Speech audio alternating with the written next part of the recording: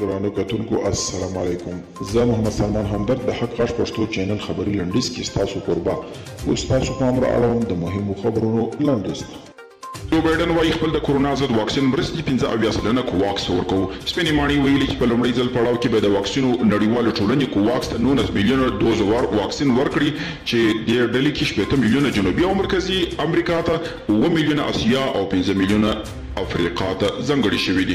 د ملګرو ملتونو ریپورټ وایي داسې ښکاري چې د امریکا عسکرو تر وتلو پس به طالبان د نظامي حل او برد لپاره تیاري نیسي. ملګرو ملتونو وایي طالبان له ښارونو بغیر قریب 80% خاوره کنټرول او یا نفوذ پرې لري.